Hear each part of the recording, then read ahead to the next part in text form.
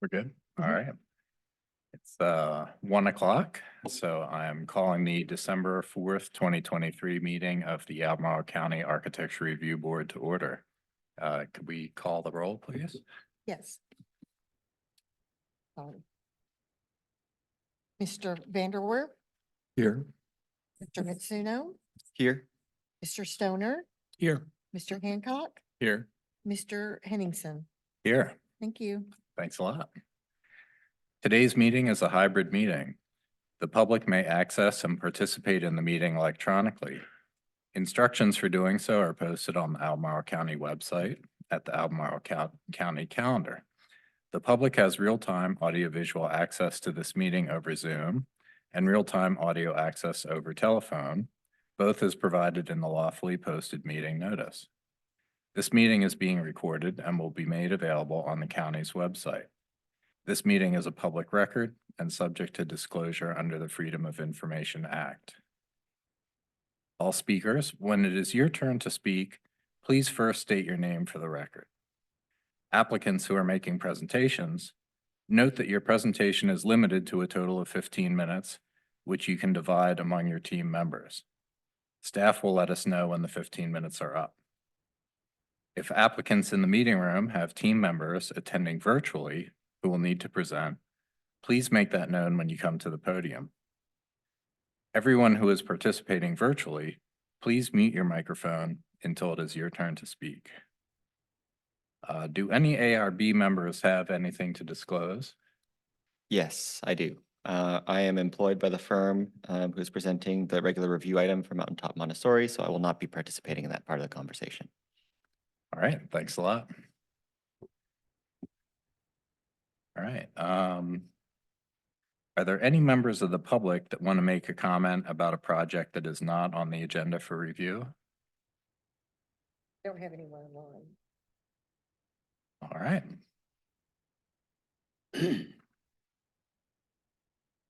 So we'll move on to the consent agenda. There is one consent agenda item today, which is SP 2023-95, the Home Depot outdoor storage display sales. Does any ARB member want to move the Home Depot application off the consent agenda for discussion? No, do not. All right, thanks a lot. Sounds like that's a no. So would anybody like to move to approve the consent agenda? I'm happy to move to approve. Thanks. Any second? I'll second. We could call a vote. Mr. Vanderwerp, Aye. Mr. Henningsen, Aye. Mr. Mitsuno, Aye. Mr. Hancock, Aye. and Mr. Stoner. Aye. Thank you. All right, thanks a lot. That brings us to our one regular review item today, which is ARB 2023-95, Mountaintop Montessori Middle School Edition. Mariah, do you have your presentation ready? I do. Thanks. Good afternoon, everyone. My name is Mariah Gleason. I'm a senior planner in the planning division of Albemarle County. Presenting today ARB 2023-95 Mountaintop Montessori for your consideration. This is the first review of the architectural designs. The plan requires ARB review due to its proximity and visibility from Route 250 East, Richmond Road Entrance Corridor, or EC. The property is located at 1467 Richmond Road and contains a 1.5-story building that appears residential. The building is oriented at an angle to the corridor, set back from it by approximately 100 feet and elevated approximately 30 feet above the street.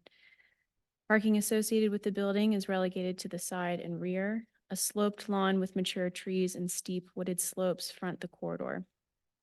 The site, including the existing building and parking area, was developed as a branch of the American Legion between 1937 and 1957. Mountaintop Montessori School purchased the property around 2008 and presently uses the site as a middle school. Development around the subject property is predominantly commercial along the EC, with the exception of the larger Mountaintop Montessori School campus located to the east. The plan shows renovations to the existing building and a total of 2,500 square feet of additions, comprised of a northern addition for classroom space and a southern addition for offices. The existing building is one of the older buildings along this segment of the corridor. The form, scale, materials of the proposed renovations and additions will generally be compatible with the style and character of the existing building and will have an attractive appearance and orderly appearance along the corridor. The staff report identified two primary issues: the window replacements and the appearance of blankness on the west elevation of the northern addition. To the first, the plan shows that renovations to the existing building will remove multi-pane windows and window shutters and replace them with single-pane windows. The new windows appear to be smaller in size than the windows they will replace. The plan doesn't provide details on the infill material, but the replacement windows fitting the existing openings would likely result in a cleaner and simpler appearance. Regarding the second issue, the west elevation of the northern addition has two large windows, but there are minimal architectural details, resulting in an appearance of blankness along an elevation that will have the most visibility from the entrance corridor. An option to relieve blankness is to add trees along the west elevation of the northern addition. Other issues identified in the staff report include revisions and additions to plan notes, identification of existing trees and shrubs that will be removed, lighting, and additional information concerning the screening wall shown on the plan. This is the full set of recommendations and recommended points of discussion provided in the staff report. Since the staff report was published, one change has been made to clarify condition 3. Revised condition with red lines is provided here. Are there any questions about the report or presentation I can clarify? All right, thanks for that presentation. I will go through with questions, starting with Tara. Do you have any questions? Frank Hancock, Thanks, Mariah. I don't have any questions. Dade, No questions. Thanks for your report.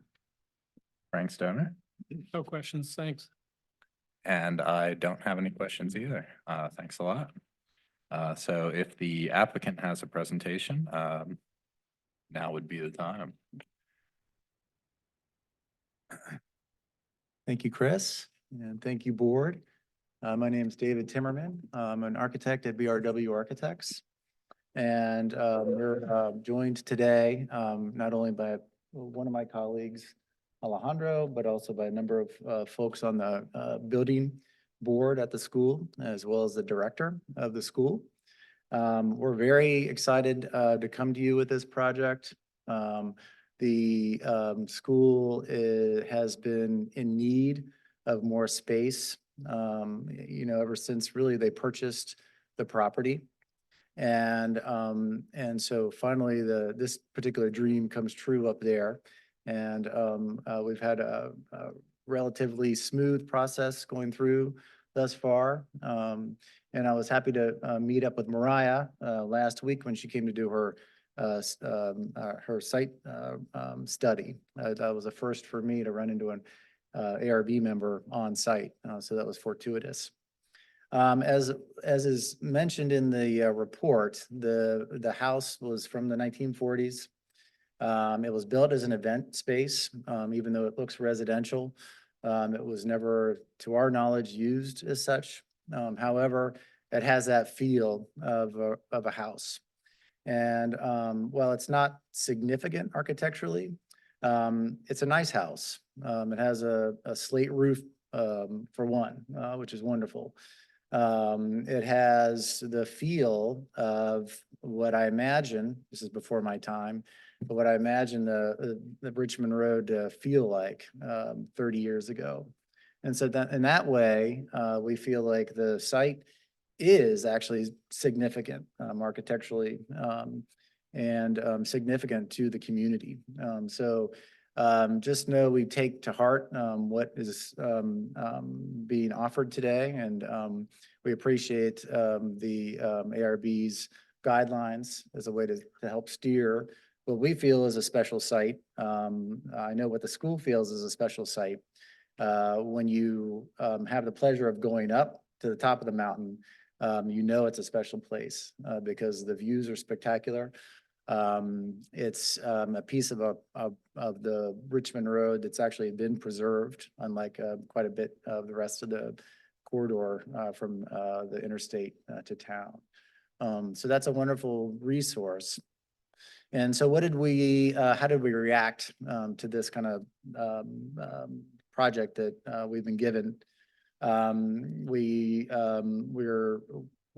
faced with a little house up on the hill. And while it's served the school really well in the last 10 years or 15 years, I guess, that they've occupied it, there have been spatial constraints. And the house itself hasn't been updated in quite some time, and you feel it when you enter.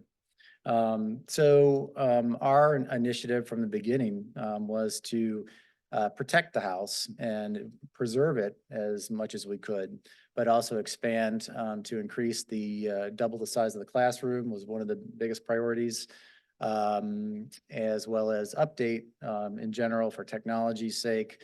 There were additional offices needed, as well as an update to the lab and the Spanish classroom. So what we've ended up with is a project that has clear additions. We thought it was important to separate the new buildings from the old as a way, in a lot of respects, to respect the old. And so obviously on the north side, there's a bit of a separation, a bridge, we call it, between the old and the new. And as well as on the other side, there's a separation between the old and the new. And we feel like this works well with the guidelines of separating and breaking down the mass of the building. You may have noticed the slant in plan. That's due to a site analysis that directs the building to optimize site. As one of the issues with the house currently is you walk in and you don't quite appreciate the beauty of the surroundings.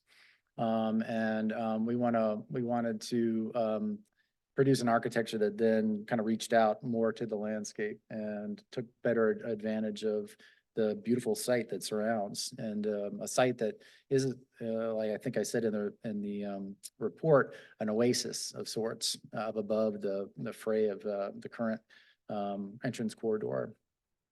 I'd like to just introduce Sherry Trzynski for just a moment. She's one of the board members, and I thought it'd be good to give her a moment to say a few things about the school.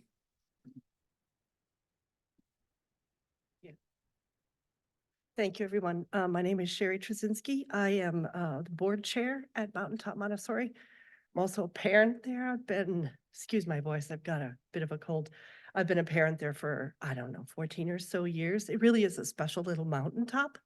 A couple things that I wanted to make sure that I mentioned to you is that there's very much a part of the Montessori education that wants to work with the nature of the site. And we do the same with the children too, each individual. So we were really trying to do that with this building design, and working with BRW through this whole process has been really a nice collaborative approach. One of the things that we did when we got the initial plans and put them on the site is we ended up twisting that addition, that north side addition, so that it would stay away from those beautiful mature trees there.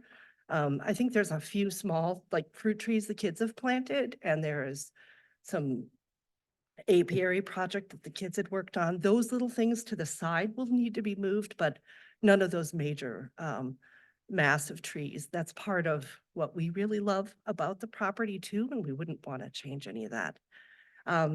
But also the really important thing for us was making sure that the old house and the new house or the old house and its addition really connect. So we were trying to take some of the old colonial and Cape Cod details and help kind of pull them forward in their simplicity. Those styles were really, really simple.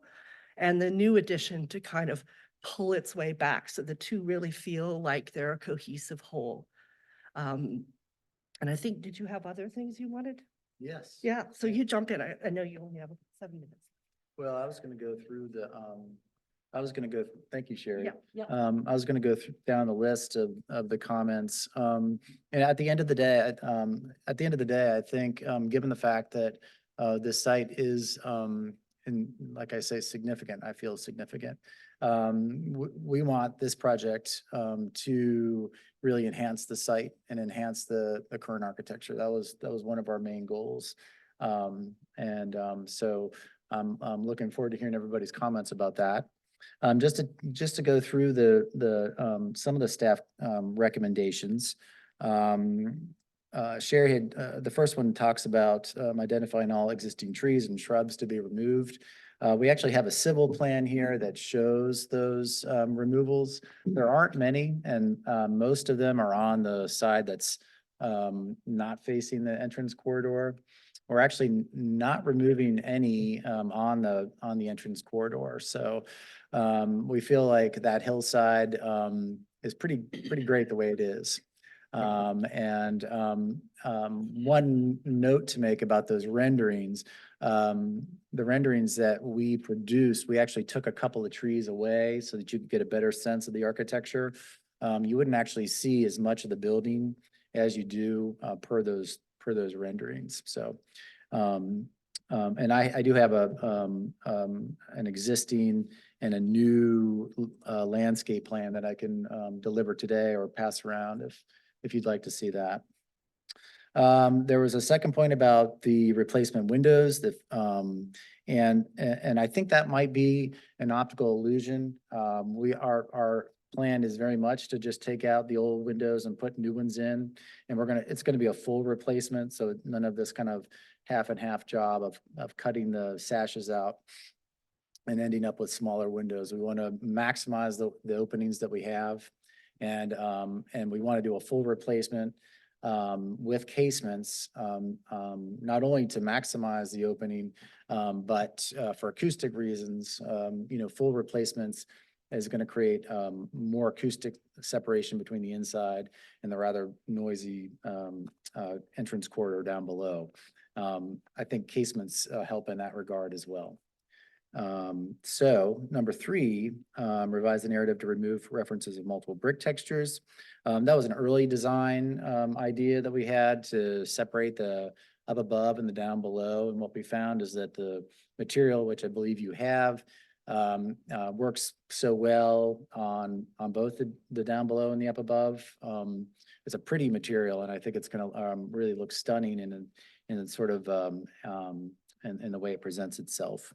As noted, that was struck.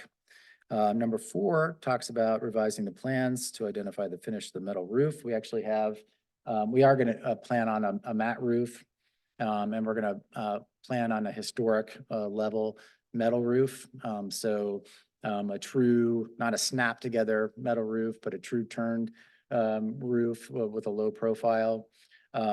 We don't want to replicate the slate roof, and we don't want to do something completely out of character. And so the color that we're choosing for this metal roof is going to be one that's very similar to the sort of the overall impression of the slate roof. And we think it's going to be close enough to really kind of jive well, but obviously not a replica. We're not looking for replicas here. And number 5 talks about revising architectural drawings and landscaping to alleviate the appearance of blankness.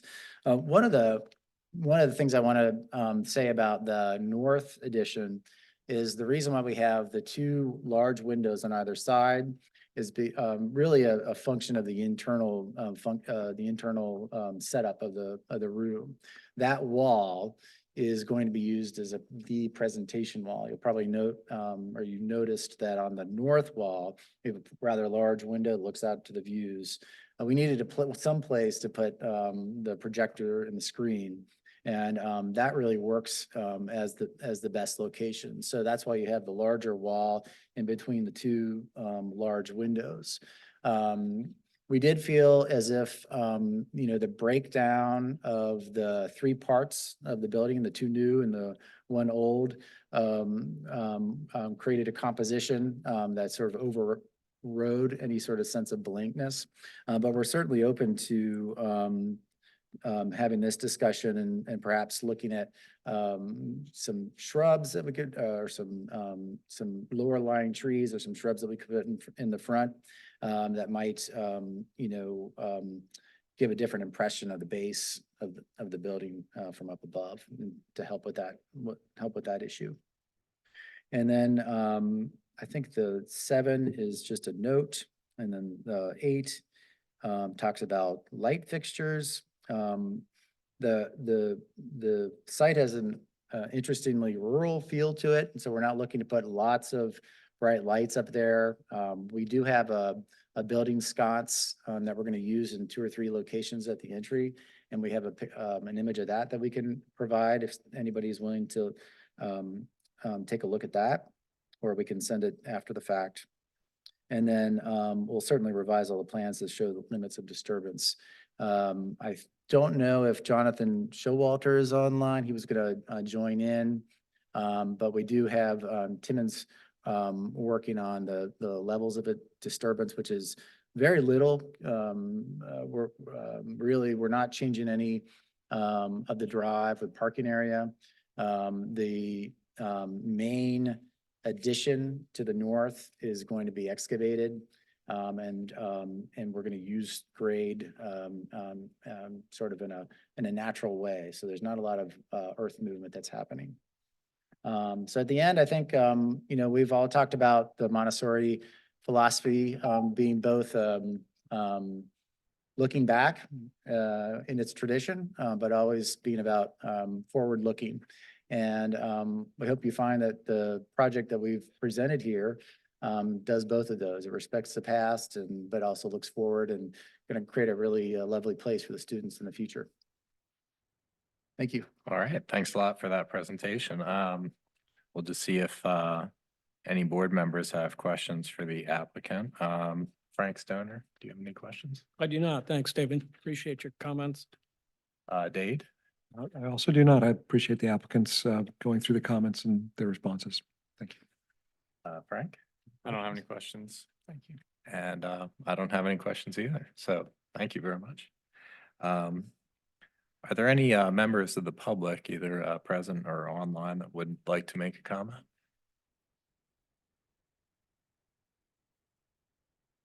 All right. In that case, the ARB will now go into discussion. I guess starting with Dade, do you have any comments? Sure. Well, I think like the applicants, I think it is a nice resource on the corridor, and I appreciate that this project maintains it. I think that the proposed additions to it are sensitive in their scale and material and complement it. I appreciate very much the staff report and highlighting a couple of questions. I think because the project is fairly diminutive in scale and broken down within that, I think I'm willing to accept the elevation as proposed and the windows. I do appreciate the applicant's openness to incorporating shrubbery or perhaps small scale trees to help relieve the blankness. I think that would be a useful addition. But overall, I think it's a nice project and glad to see the resource continuing to be used. All right, thanks a lot. Let's see. Frank Hancock, do you have any comments? Sure. I agree with Dade. I think it's a very nice project. Very thoughtful in your approach. I really appreciate the presentation. Talking through why you did what you did was very helpful. And your graphics were very nice. The whole proposal package was very nice and very legible. So I appreciate that. I don't have anything to add, other than, what's in the staff report. I agree with Dade on the relieving the blankness could certainly be solved with landscaping, given that broad foreground. I don't even know that it has to be right up next to the building. So thank you. It's a nice project. All right, thanks. Frank? Thanks. I would echo my two colleagues. I think it's a nice project. I appreciate you answering the question related to the window openings. Sounds like that could come off the list. I think it sits well back on the site. As we all know, I can barely see the building today. I think you've done a nice job of sort of blending the old and the new. And I don't really have any reservations about approving it. All right, thank you. Yeah, I agree with what's been said and particularly Dade and Frank mentioning the blankness issue. I guess looking at that elevation, I didn't have an immediate kind of impression that there was blankness, just because of the kind of symmetrical composition seemed kind of intentional, and I kind of think of blankness in terms of like unintentional byproduct of not having anything. So I think aside from that particular condition, I thought the staff comments were pretty reasonable, and I thought it was, appropriate and well done, so. Yes, that concludes our discussion, and we'll go to the recommended motion.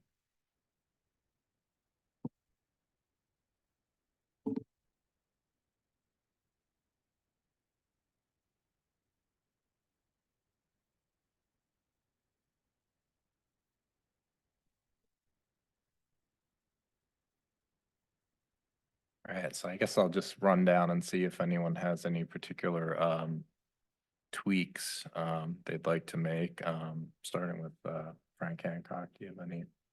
No, I don't. Frank? I do not. Dave? Nor do I.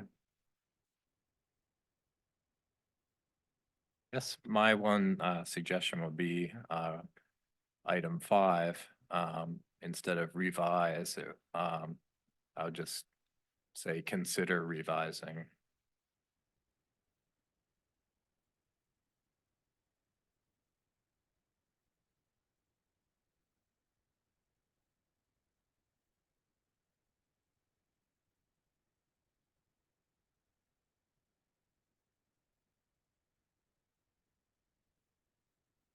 That was my one and That's only good. comment. So if no one has any additional tweaks, if someone would like to make a motion. I'd be pleased to move for approval with the conditions listed in the staff report amended as follows. Strike item 2. Item 3 revised to state new brick matching the original brick color and texture will be used. Item 5 revised to consider revising the architectural drawings. All right, thanks a lot. I'll second. Thanks. All right, I guess we could put that to a vote. Mr. Vanderwerf, Aye. Mr. Stoner, Aye. Mr. Hancock, Aye. Mr. Henningsen, I'm sorry. Aye. All right, thanks a lot. So we will move on to our one work session today, which is an update on the personal wireless service facilities ordinance. With Bill Fritz, if you are ready. Just as a background, at our last meeting, you all had a brief discussion about the updates to the personal wireless service facilities ordinance. And so I've asked Bill to come and just give us an update today. Thank you. For those of you who don't know me and they may be listening online, there is no audience left. I'm Bill Fritz. I work in the Community Development Office, working with a consultant to review and reevaluate the existing provisions that regulate the. Mr. Fritz, can you please speak a little closer, get a little closer? Thank you, sir. Hard to believe people think I'm too quiet. To reevaluate and reconsider the regulations surrounding personal wireless service facilities. Yes, that's what we call cell towers because that's what the federal code calls them. So I will go back and forth between personal wireless facilities and cell and so forth. So it all is the same thing. A little bit of background. 1996 is when the US Congress adopted the Telecommunications Act of 1996. That was the first rewrite of legislation that dealt with telecommunications since 1934. And it brought us forward to television and exciting things like that. After that, there were various lawsuits that happened around the country. Albemarle County was actually involved in one of the very early lawsuits in the country, a federal lawsuit where we were sued by a provider and we won. And that's an unusual thing. We're one of a very small number of localities that has won. That convinced us that the approach we were taking was correct. And ultimately we adopted the ordinance in 2004, which has remained essentially unchanged since 2004. There have been some tweaks here and there, some refinements. There have been some new, there was a 2002, I believe it was, the Middle Class Tax Relief and Job Creation Act. That was the title of the document. It's a 1,000-page document, and about 80 pages deals with tax relief, and the rest deals with telecommunications. It's a very strange document. That gave the FCC a lot of power and authority to do administrative rulings. So much of the ordinance provisions that we've done since then have actually been in response to changes forced upon us by the FCC, not by Congress or by the state. There have been some changes to state law and to some minor federal laws that the Congress has done. But again, no major changes. Most of those were in procedure. So the Board of Supervisors, and in 2000, the Board of Supervisors adopted the wireless policy as part of the comprehensive plan, which we've been operating under ever since. So that document is 23 years old now. So there's a recognition that as foresighted as the county may have been 23 years ago, time has now caught up with us. So the Board of Supervisors directed staff to hire a consultant and evaluate the wireless policy. So we've now been doing that. We've had work sessions with the Planning Commission. We did a survey that we put out on Engage Albemarle. It was the second most responded to, at least I was told it was the second most responded to survey that we've had. The first being what to name the street sweeper. Read into it what you will. We received, I want to say 740 some responses when we finally stopped counting them. I believe there have been some more even since then. We keep that data refreshed, but we had to stop at some point and say, okay, we're going to start working on the data that we have. So we did that. So we stopped and we started working on the with the information we had. What did people want? The consultant did two things. They did a survey of all the facilities that are in the county. That means towers, buildings, power lines, anything that is pumping out a signal, they surveyed it. Can't remember the total number of facilities, but the consultant was frankly surprised that we had as many as we had. They thought the number would be far fewer than we had. We have many more. Part of that is because of the policy, which is a treetop policy. I shouldn't say it is a treetop policy. It encourages treetop facilities by making them easier to do. And a treetop facility is reviewed administratively, and it is one that is 10 feet taller or no more than 10 feet taller than the tallest tree within 25 feet of the facility. There are some other things that go along with that. For example, it can't be in what's known as an avoidance area. And the county has a number of avoidance areas listed. They include agricultural forestal districts, historic districts, within 200 feet of a state scenic highway or byway, or where you have 3 or more towers within 200 feet of each other, a tower farm. And agricultural forestal districts, I think I already mentioned that. Entrance corridors are not and never have been an avoidance area. So they did all that. They looked at, and all this information was presented and shared. looked at the results of the survey, and as a result of that, the consultant drafted an ordinance, which we have put out for consideration and is out, and we're actively getting responses now. The revised language of the ordinance updates it to incorporate all the federal and state regulations. Really nothing exciting there. We've already been doing it. Some of it was self-enacting, so we didn't actually need to amend our ordinance, but there have been some changes to definitions, so we're just bringing everything up to speed. There's nothing exciting there. By right, height for tier 2 towers is increased from 10 feet above the tallest tree to 30 feet above the tallest tree. Agricultural forestal districts are removed as an avoidance area. And that one's a little interesting because while they'd be removed as an avoidance area, and let me backtrack on that, if you're in an avoidance area, it doesn't mean you can't put the tower there. It simply means it's not reviewed administratively. You have to apply for a special use permit with the Board of Supervisors. So it just is an additional layer of review. Some people have the opinion that Albemarle County prohibits certain types of towers. We do not. We simply make it easier to do certain types of towers than other types of towers. So that's a method of encouraging it. There is no such thing as a prohibited area in Albemarle County, and there's no such thing as a prohibited facility in Albemarle County. We simply say, if you meet these design standards, antennas tucked in, flush mounted, limited in size, you're 10 feet taller than the tallest tree within 25 feet, we'll review that administratively. If you're something else, you're going to go to the Board of Supervisors. It's going to take more time. There's going to be more public involvement.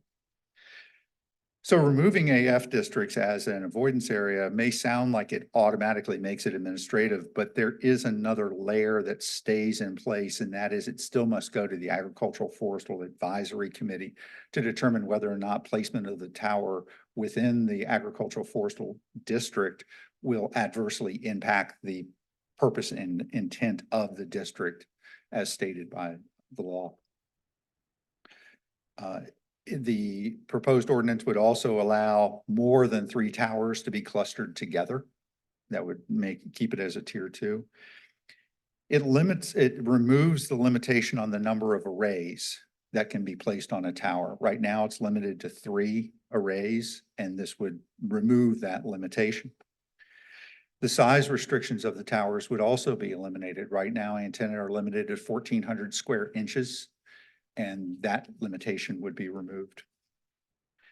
The limitation on the projection of antennas from the face of the tower, commonly called standoff, would also be removed. Right now, it's a somewhat complicated formula, basically not more than 18 inches from the face of the tower.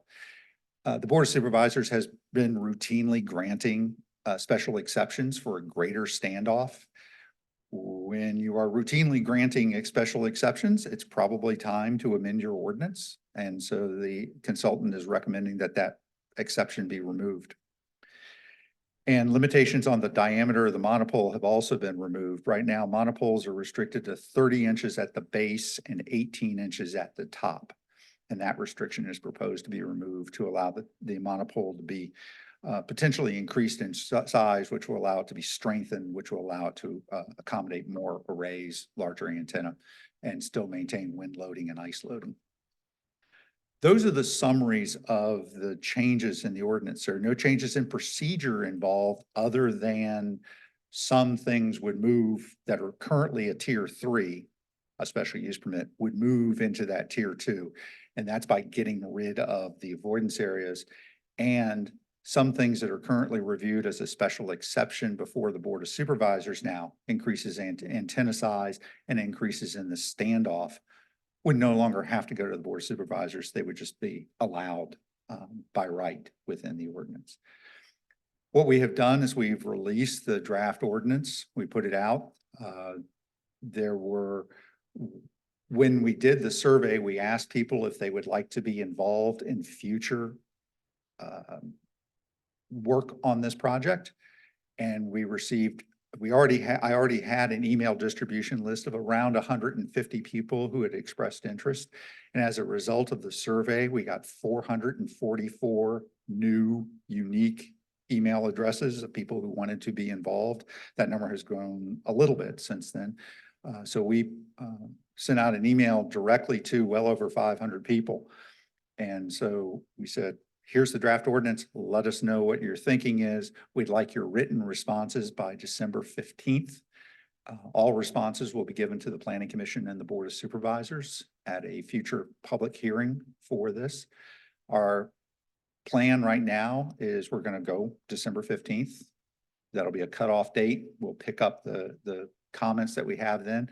If people are still making comments after then, we'll try to pick them up and still get them before the Board of Supervisors, but we had to pick a day to say, okay, we're going to stop and we're going to start looking at these responses and see what people have to say so that we can move forward. We can't just have an indefinite review period. But we'd like to get written responses by December 15th. So we can consider that. We'll go back with the consultant. We'll consider changes to the ordinance based on what people have commented on. And then we will schedule a Planning Commission public hearing, probably sometime in the late winter, early spring of 2024. And then we'll probably be going to the Board of Supervisors late spring, early summer of 2024. And if this body would like to provide any comments, you may do so individually. You may do so as a group. We would just like to have those as formal comments so that we can pass those along to the Planning Commission and Board of Supervisors and of course our consultants so we can consider any possible amendments. And I'd be happy to answer any questions. That's drinking from the fire hose of 25 years worth of wireless planning. And yes, I've been here for all of it. Well, thanks a lot for that You're- presentation. you're welcome. I'll just run through and Sure. see if any members have any questions or comments now. Tara, do you have any? Yeah, it's just to clarify, so a lot of the changes to the technical specifications of the towers, the like monopole dimension, the number of arrays, the standoff distance, are those kind of in response to the changing state of what a typical tower is, or? Yeah, that's a good question. It's in response to a couple of different things. One, antenna design has changed over the years. They have modified how antennas propagate the signal, and some use RF enhancers, and some of those are ground-based, and some of those are antenna-based to process and amplify the signal. So they do different things. So where's the antenna now? Is it really down on the ground? Is it up? What's an array? Really, they split things. How they do differentiation between the spectrums. You have to realize that when we first did this, it was all basically in one little piece of the radio spectrum down at the 800 megahertz. It was all right there, and there were 3 providers, and that was it. And now there's lots of different options that they have. So there's lots of different antenna design. The equipment's gotten a little heavier in some cases, and it's gotten a little lighter in some cases. So it's in response to both changes in the technology, a change by the desire of the service providers to try to use a single tower to do more things. They will have purchased multiple pieces of the spectrum, so they need different types of antennas to send out that signal and process that signal within there. And the Board of Supervisors has been willing to grant exceptions. And there's, based on the results of the survey, there's appears to be an increased willingness of people to have larger antenna and more array on a single tower. So it's both those things. It's technology and a change in attitude. And I guess the only other one I was hoping you could speak to is the one I can anticipate people having objections or questions about is the question of height around the 30-foot versus the 10-foot. Is there a sort of associated change in an antenna design or something that makes that that more appropriate number? So it's always been known that the higher the tower is, given a flat surface, given all things being equal, a taller tower will cover a larger geographic area. And so often they want to get as high up as they can to cover the largest geographic area. There also is, with the changing pieces of the spectrum that they're using, they've gotten to a portion of the spectrum now that is more impacted by water and by structures. And leaves have a lot of water in them. And so the signal can be scattered more the closer it is to the trees. So the service providers would like to get higher up to cover more area, get away from those trees. It also gives them more opportunity to attach multiple antenna and multiple arrays onto a single tower. So that's the reasoning behind that. Thanks so much. Very helpful. Frank Hancock? Lots of questions. Just the public comment. You just kind of distribute that as it is. Do you distill it at all? Is there a tenor of what the comments are? So part of the reason that we want written comments is because staff and I personally have always been very hesitant to summarize what someone has said. Let their own words speak for themselves. Yes, we'll have to go through and we'll have to say something like, a large percentage of the comments were favorable or a large percentage were unfavorable. We'll do something along those lines. And we may hit some of the specific concerns that people have and say something like concerns raised included, benefits raised included, and have a short little summary, but refer the Planning Commission and Board of Supervisors to the actual comments. The only place was where we did summarize, because it was the only place where we really could, was in the survey results, where we gave people a series of options. We said, do you like option A, B, or C? And 30% said A, and 30% said B, and 30% said C. So now we don't know what to do, but and frankly, a lot of it came out 48%, 52%. There was a lot of that going on. There was a lot of 33, 33, 33. If you look at the survey, you'll see a lot of places where a lot of the questions, it's just over the line one way or the other. So we're not going to say a majority. I'm hesitant to say a majority of the people. I'm going to say we looked at the survey results, and based on the results, this is what we came up with. Because there's always some nuances in the responses that people gave. And yes, I did in fact go through, we offered the respondents the opportunity to provide free form text to give their own comments and opinions. And yes, I read every single one of those, and I'm reading every single comment that comes in on the ordinance. And you look at it and you can see how they responded, and then you can see their written response, and you go, not quite exactly the same. I see where they're going here and why a fixed question may give you a slightly skewed response over here. So there were some cases like that. And then that'll be delivered December 15th.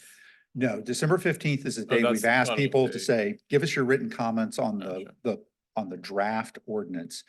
And then what we'll do is we'll go back and we'll make a final version of that prepared for public hearing, and we'll put that out, and we'll tell people it's going to the Planning Commission on date X. If you give us your comments by date Y, we'll give it to the or give it to the Planning Commission or Board of Supervisors, depending on the appropriate meeting. And this is how to participate in the meeting. This is how you can show up either in person or virtually. So there's going to be at least 2 more opportunities for people to comment on this ordinance. And then one last question, just, do you see, is it feasible for retrofits, like to existing towers as a result of this change in ordinance? Or are we thinking mostly these are new tower sites, or is it a mix? It's a mix. So I think there are a lot of towers. Again, we started putting towers up in Albemarle County for wireless services in 89 was our first tower. Specifically for wireless services. Before then, they had attached to some existing structures. And then in 1996, I believe it was, the county was the first in the country to do treetop towers. A company named CFW, which doesn't provide service here anymore, came to us with the idea of doing a treetop tower, and they used wood poles.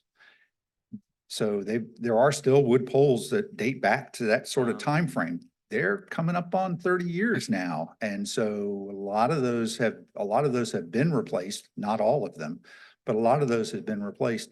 The ordinance has always permitted the replacement of a treetop tower with a new tower to reflect the growth of trees. So if you could show that the tree had grown 6 feet, you could put that tower, you could make the tower 6 feet taller. Mhm. Sometimes they were able to add attachments to the existing tower to do that, and sometimes they had to actually take the tower down and replace it with a new tower. One of the issues there is sometimes you run into a setback problem. We have a 1-to-1 setback requirement, so they may have had a 60-foot tree and they put up a 70-foot tower and they put that tower up 70 feet from the property line, they're stuck. They can only increase that tower height if they either A, get an easement from the adjoining property owner to reflect that spillover, if you will, or go to the Board of Supervisors and get a special exception. That's an option, and it has been done in a few cases. So to answer your question, I think a fair amount of these will be tear downs and replacements. All very interesting. Thank you for your Welcome. presentation. Thanks. Thanks. Dade, do you have any questions? Well, Bill, thank you for your presentation and also thank you for all your work on this ordinance welcome. over the years. I certainly appreciate the positive impact it's had on the character of our entrance corridors and the minimal visual impact that the treetop towers and the encouragement of them has provided for the county's character. I guess in particular, I guess normally, as we're involved at all in the approval of new sites, I guess we're usually asked to make an assessment about whether there's sufficient screening.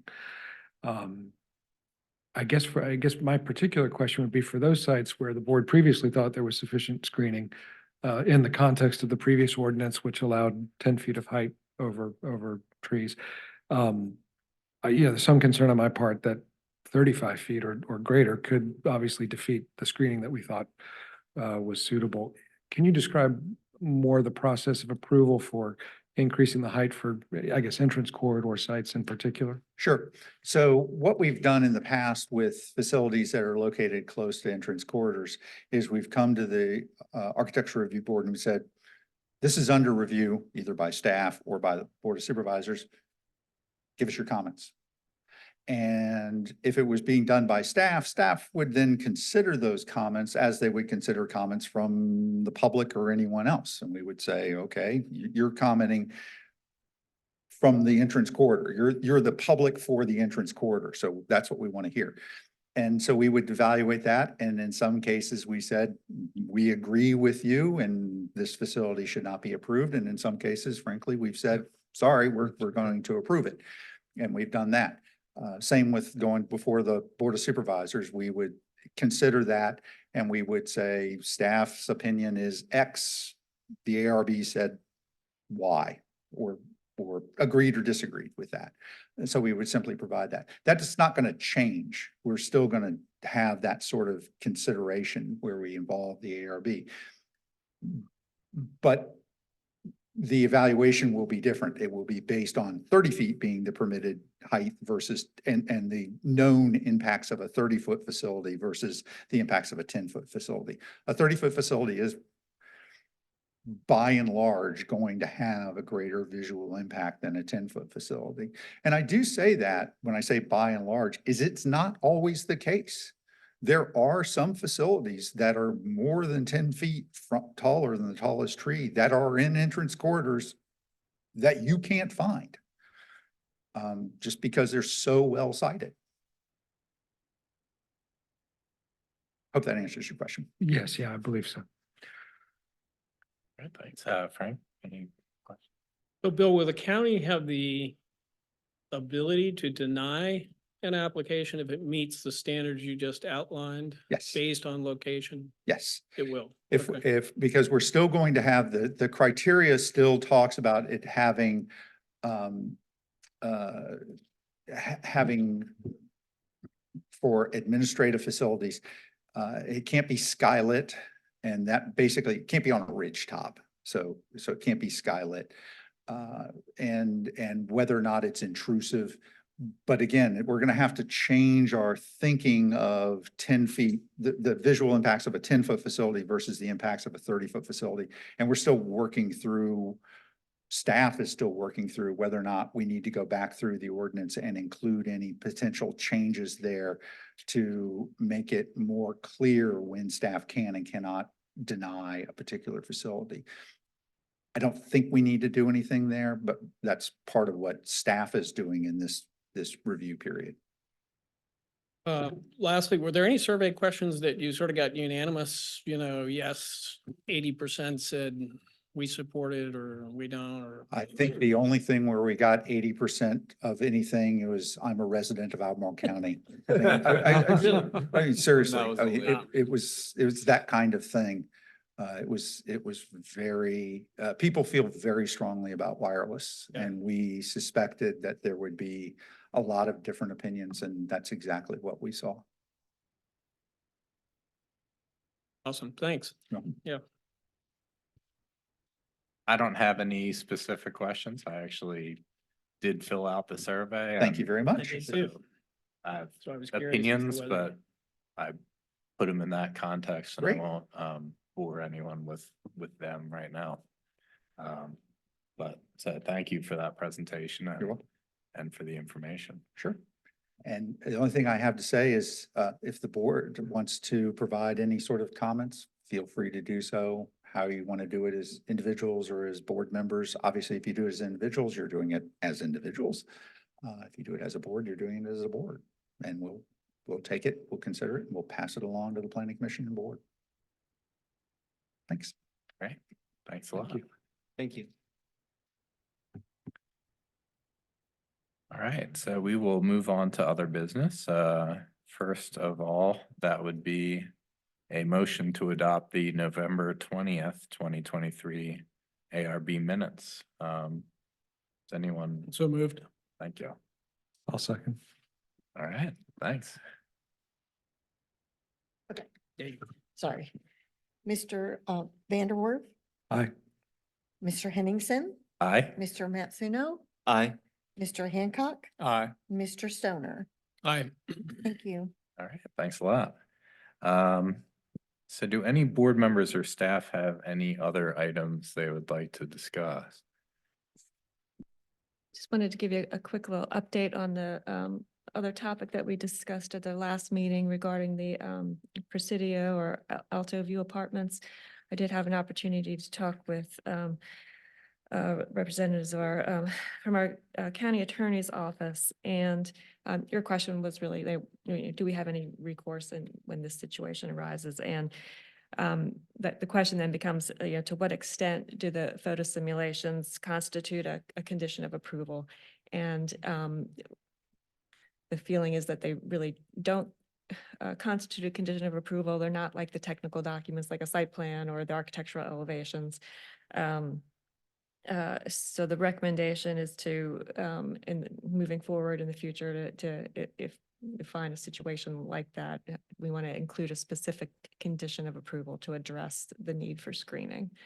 That I think there'll be probably a number of questions that we'll want to add to our recommended questions that we have in our staff report for that sort of thing. I think we'll want to be looking at asking how the photo simulations or whatever types of drawings they are, how they've been made. We want to look, maybe try to distinguish between on-site and off-site screening, and be more consistent in requiring the screening to be on-site. Did you take any other additional comments or any other questions on the topic? I just thank you. I really appreciate your following up with so many parties on the issue.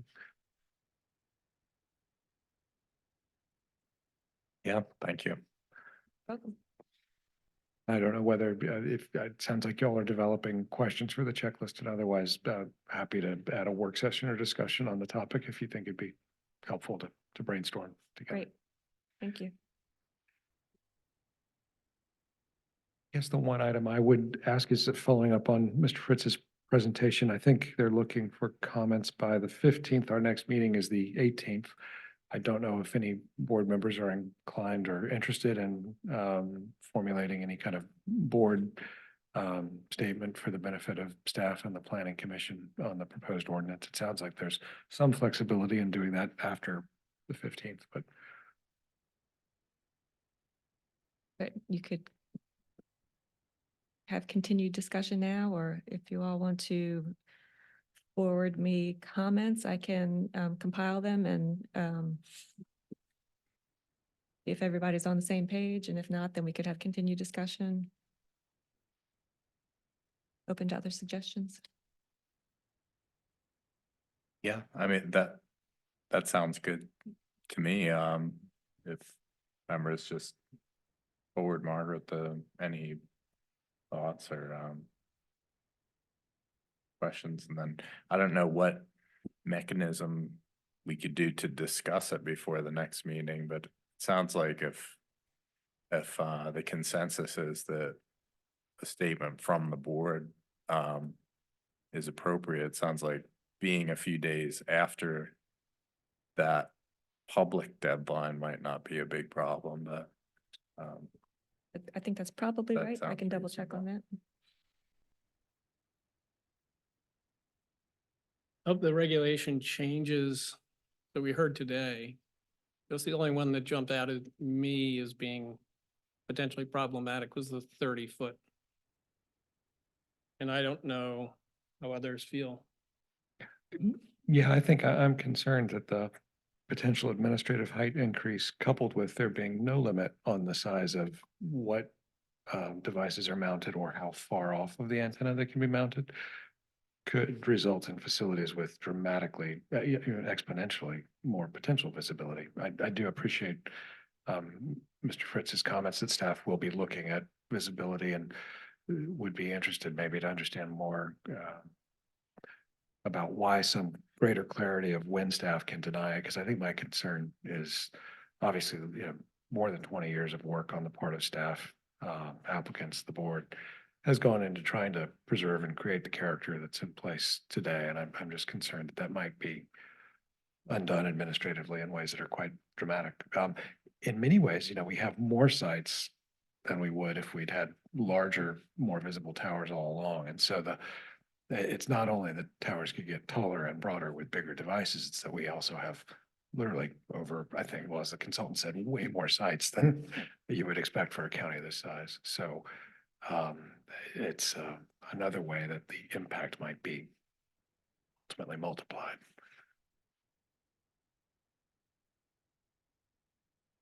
Is there a general consensus that there is a concern about the 30-foot height?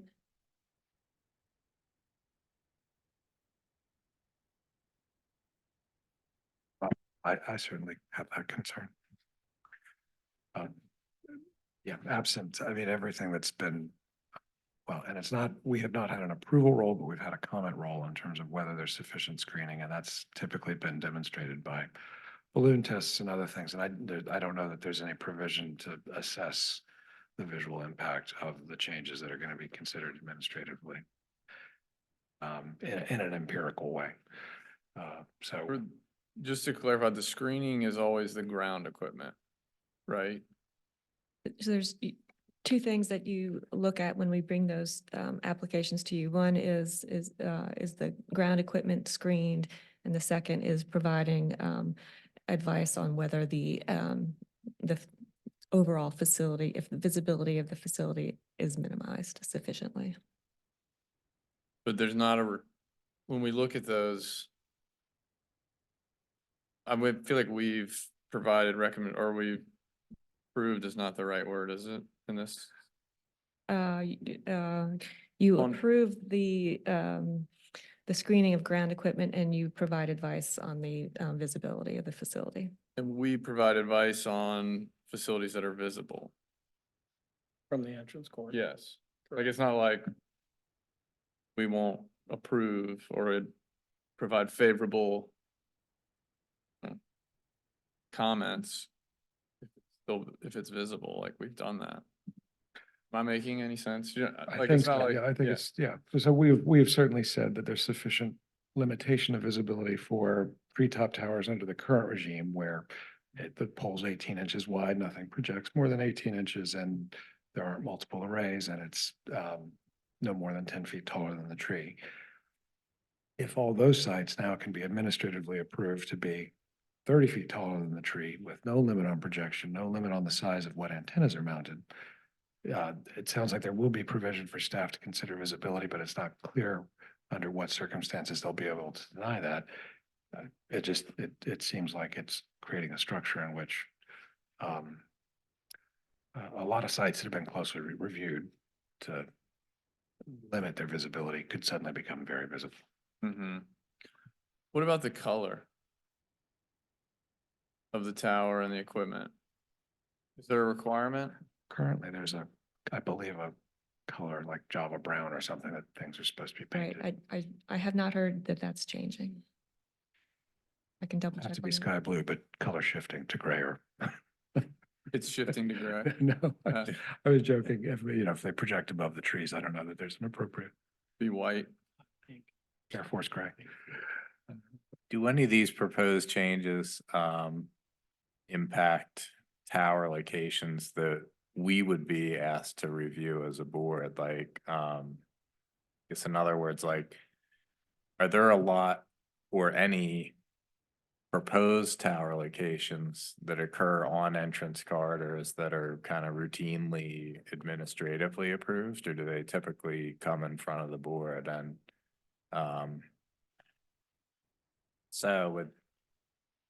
I guess I'm wondering if these changes are more applicable to tower locations that generally we would not be reviewing because they're not close to entrance corridors, or if this would somehow impact applications that we would be reviewing. That's a good question. I think they would impact locations that you would review. I don't know what the breakdown would be. Okay, thanks.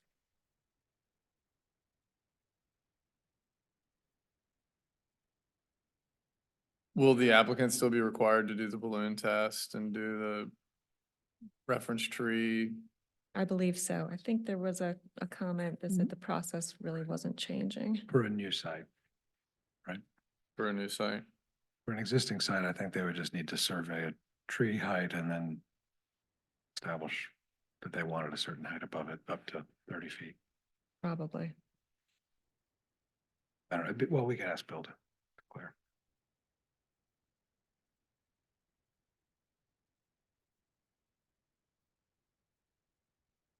I think in the past, when there has been a proposal to increase the height, I think they just do photo simulations.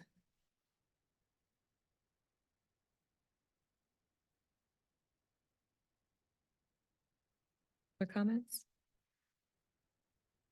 I would agree with Dave's concern.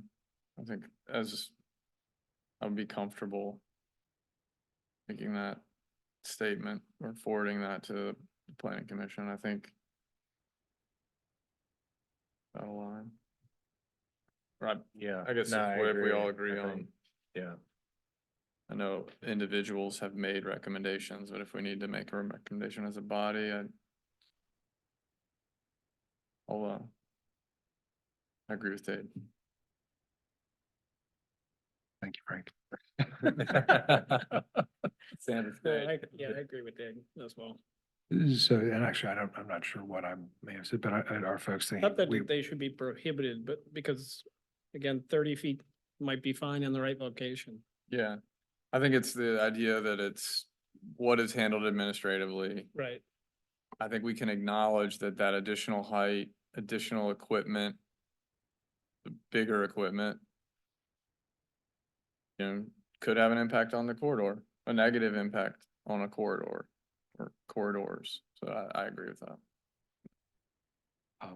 Great, so I guess we could have a joint statement just expressing concern about that potential, and then would folks be supportive of including a request to incorporate some provisions, I guess, to Bill's point about the internal discussions to clarify when denial is allowed, or alternatively, as I was just extemporizing, to require any kind of empirical measurement or simulation of the proposed facility.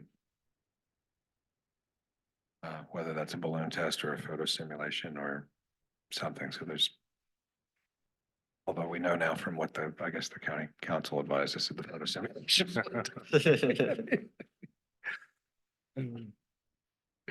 Work out. No. Yes. It would be helpful to know what latitude ultimately the county's gonna have in terms of denying a new facility under these guidelines.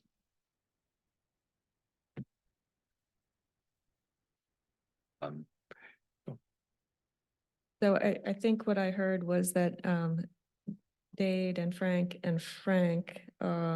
were supportive of Dade's comments about the sort of multiplied impacts, including the potential 30-foot height as potentially increasing negative impacts on the entrance corridors. Or did I get that right? And are there others?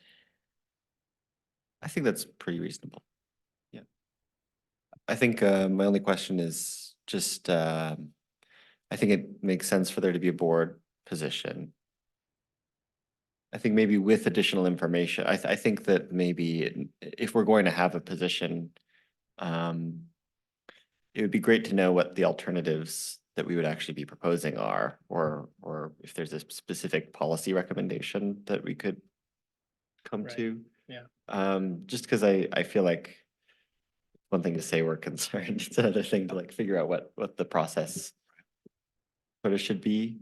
If I were you know, on the board of supervisors and I got like, we're just generally concerned, I'd be like, it's kind of hard to work with that. Expect that. That's fair enough. So I think it would make sense to get clarity from Bill on a couple of those questions. And I don't know, should we revisit, like, we could at least hammer out the part where we're concerned. Yes, And then we could try to spend time to identify, you know, I think to me, height jumped out as the thing that I can foresee some issues around. If there are other items of the ordinance that make sense for us to have a more detailed conversation about, maybe.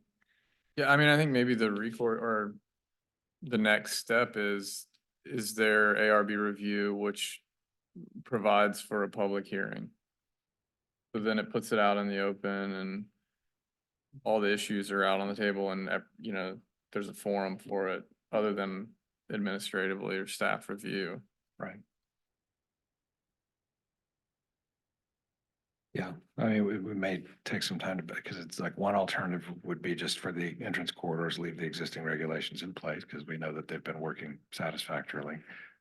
Option two would be, don't allow purely administrative approval, but require a finding that there's sufficient, I don't know, or limitation of visibility by the ARB.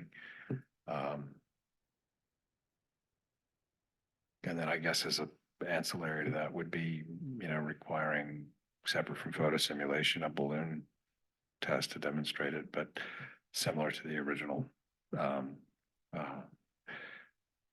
establishment of the appropriateness of the sites. I just speculate, I just think Yeah. out loud here. I maybe had more questions for Bill. Yeah. What does the public need? When does that trump?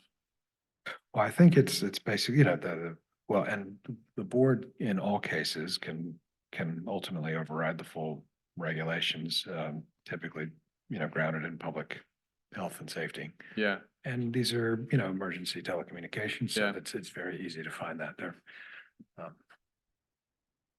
But I think there is recourse. It's just, I think to Bill's point, the current ordinance is aimed at making some things easier with less process and thereby encouraging them. Margaret, is there any way we could see sort of, I just, there are lots of facilities in the county. Do we know what falls within like, for instance, what falls within an entrance corridor? Like if we were to start reviewing these applications, what would that look like in terms of? Do you mean like, would- what existing towers within the entrance corridor overlay? Yeah, would like fall within our purview. Like, I'm just wondering, you know, if we, is there going to be a change in the number of facilities or is there a way that we could project back the number of facilities would be? I guess we saw one over the last year or so, right? Let me see if I can pull two, this up.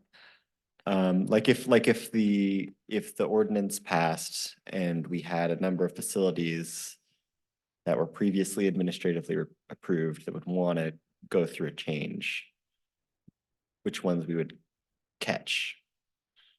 I think there are quite a few facilities just in terms of what the potential workload resulting from it could be. I think like, I think there are like 14 between like Ivy and the Ivy exit at Afton Mountain. Long Yeah. corridor.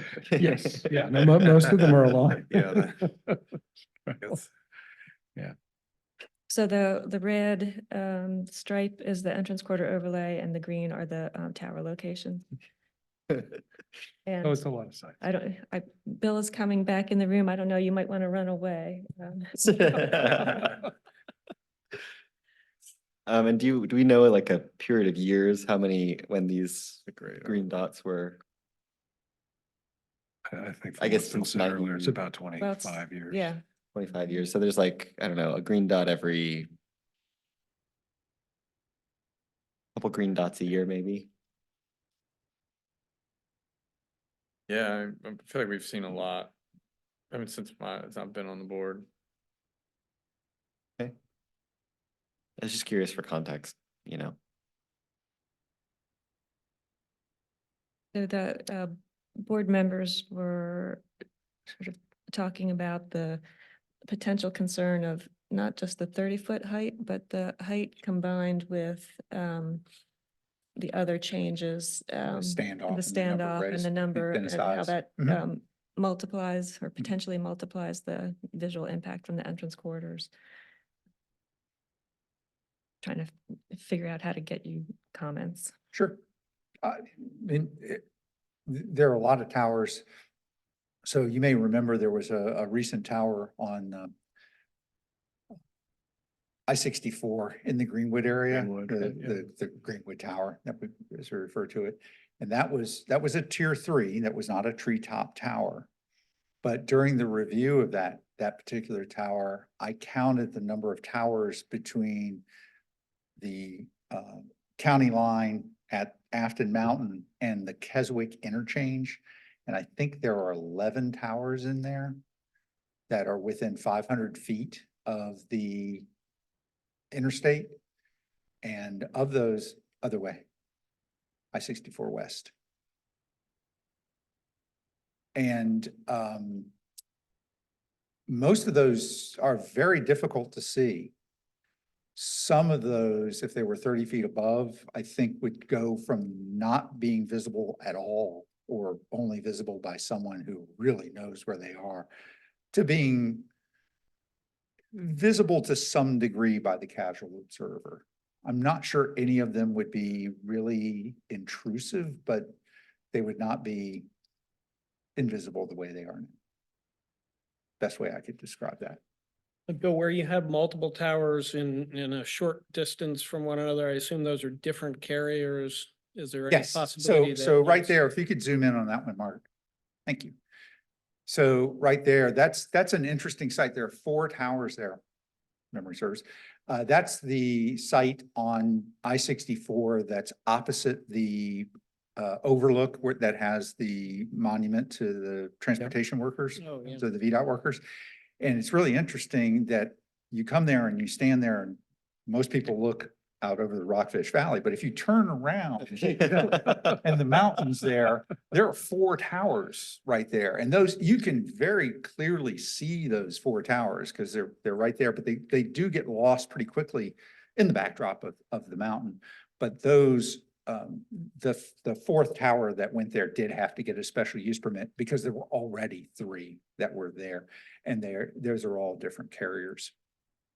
Going 10 feet above the tree line really severely does limit the opportunity to co-locate multiple carriers on a single tower. So, Would what you we, see consolidation in a lot of these areas over time if this was approved? no, that personal opinion, no, Yeah. I don't think you will.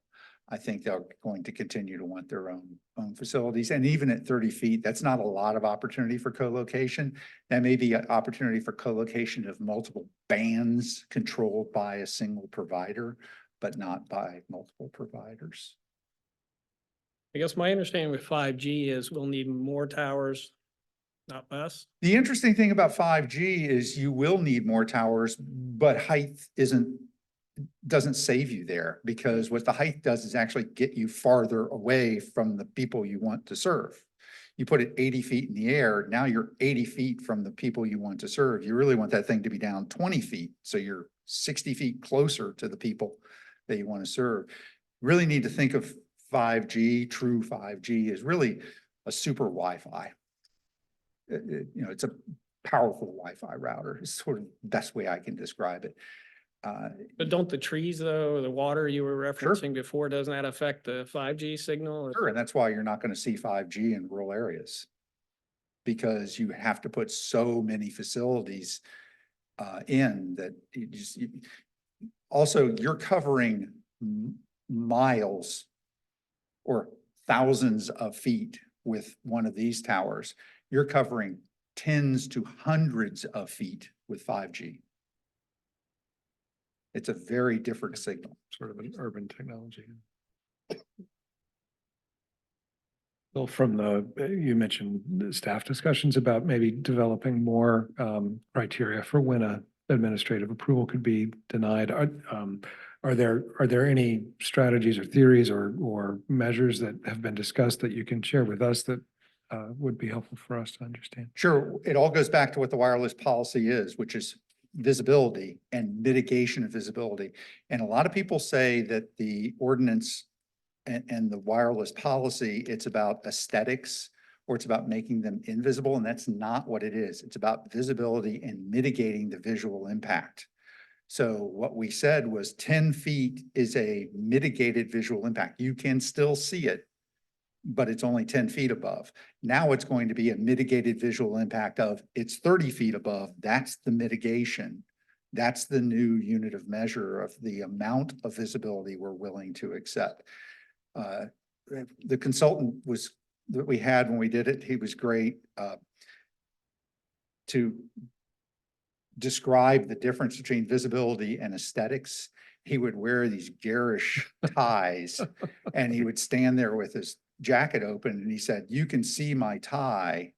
That's aesthetics." And then he'd pull his jacket closed and you can only see a portion of a tie. And he goes, "That's visibility." And that was the easiest way of doing it. So you're going to see more of that tie. And we're silent on whether that's good or bad. We're allowing 30 feet. Much of the time. So what would be the basis for denial of an application under? Let's Under say, the for new- example, there was one tree and it was 60 feet tall and it was just standing out in a field. And it was one tree and it was 30 feet above. Part of what the ordinance talks about is having sufficient screening and mitigation. So there's not enough trees around it that you can see it. So you would, if you go to a different angle, that one tree is now not providing any sort of mitigation or to mitigate the visual impact of that tower. So that could be a case where we Nice. might deny. That's the easiest example.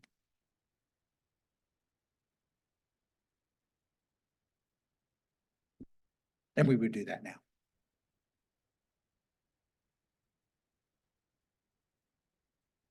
And that would be applicable to a site that's either near an entrance corridor or just That's right. nowhere near an entrance corridor. That's right. Mhm. Being an entrance corridor, we're simply looking at one more thing of what does the, for lack of a better way of describing it, property owner of the entrance corridor have to say about the impacts on the entrance corridor? Bill, do you happen to know like what percentage of the towers in the county are within entrance corridor? It's in, No. it's in the analysis of the sites. I don't recall. Yeah. I don't. Looks like a high percentage, I think, from. You'd be surprised because a lot of those are so far away from the Okay, so they're street that just- they actually I don't got it. qualify. They may be in a parcel that's Okay, subject to the entrance corridor, but but beyond. they're beyond the Okay, distance. got it.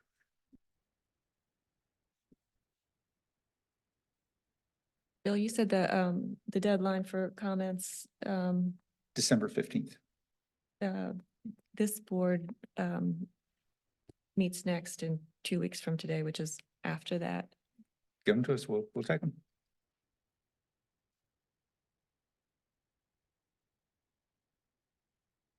Would you all like to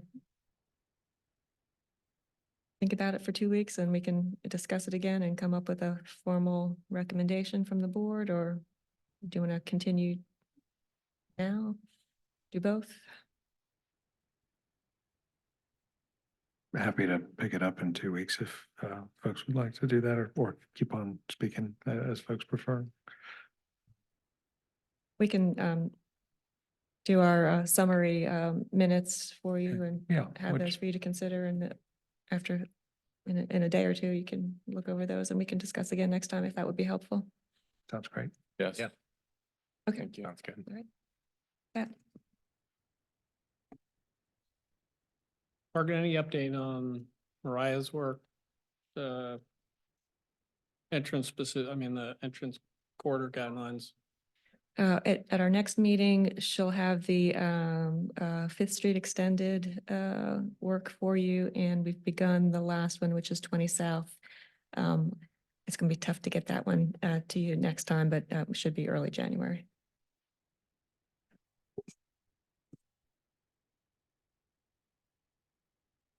Thank you. Thanks. Any other items?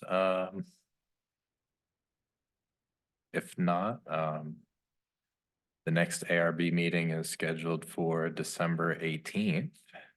Are there any board members who do not feel they'll be able to attend? I actually won't be able to attend. Remembered as we were having this conversation.